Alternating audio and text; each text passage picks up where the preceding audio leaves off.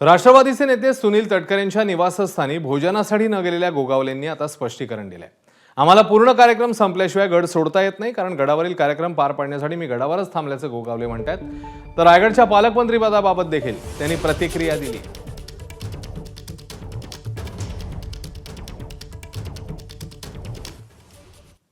आज किल्ले रायगडावर ही पुण्यतिथी एकीकडे साजरी होत असताना दुसरी रायगड जिल्ह्यात किंवा महाराष्ट्र राज्यात एक चर्चेचा विषय रंगला होता, तो म्हणजे सुनील तटकरे यांच्या घरी अमित शहा यांचा स्नेहभोजनाचा कार्यक्रम। आणि या स्नेहभोजनासाठी संपूर्ण जी किल्ले गडावर जे मंत्रिमंडळ होतं ते देखील त्यांच्यासोबत झालं। मात्र आपण त्या ठिकाणी स्नेहभोजनाला उपस्थित राहिलात, याच्यावरनं राजकीय वर्तुळात एक वेगळी चर्चा रंगली होती। कसं बघता याकडे? चर्चा रंगवणार तुम्ही लोक पहिले, त्यामुळे तसं काही नाही आहे। पण तुम्हाला कल्पना आहे, आमचं सगळ्यात पहिलं छत्रपती शिवाजी महाराज हे आमचं सगळेच कार्यक्रम आम्ही नजरेसमोर ठेवतो।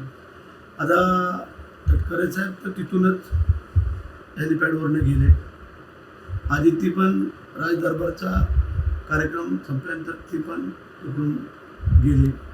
आता आम्हाला तसं करता येत नाही आहे, कारण आम्हाला पूर्ण कार्यक्रम संपल्याशिवाय आम्ही गड पण सोडू शकत नाही आहे।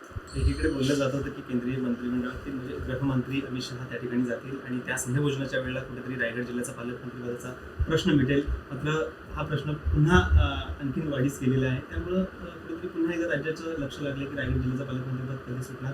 एकीकडे सुनील तटकरे यांनी पत्रकार परिषद घेऊन म्हटलंय की हा फक्त स्नेहभोजनाचा कार्यक्रम होता आणि त्यानिमित्तानं कोणतीही राजकीय चर्चा या ठिकाणी झाली नाही। ते आता त्यांना माहिती, त्यांना जे भोजनाला बोलवलं, त्यांनी भोजनाचं निमंत्रण स्वीकारलं, ते गेले।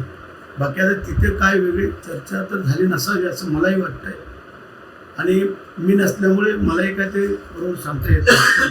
आता मी नंतर एकनाथ शिंदे साहेब देखील उपस्थित होते, त्यांना मी विचारलं काय चर्चा झाली किंवा काय, मग ते मला सांगतो। दुसरीकडे आपण बघितलं तर किल्ले रायगडावर भाषणाच्या वेळेला ज्यावेळेला मुख्यमंत्र्यांची वेळ आली तेव्हा मुख्यमंत्र्यांनी स्वतः अजितदादांना डावलून एकनाथ शिंदेंना त्या ठिकाणी संधी दिली।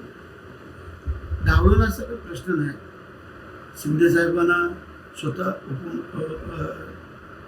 देवेंद्रजींनी सांगितलं आणि त्यांनी मग त्यांचं मनोगत व्यक्त केलं। एबीपी माझा, उघडा डोळे बघा नीट।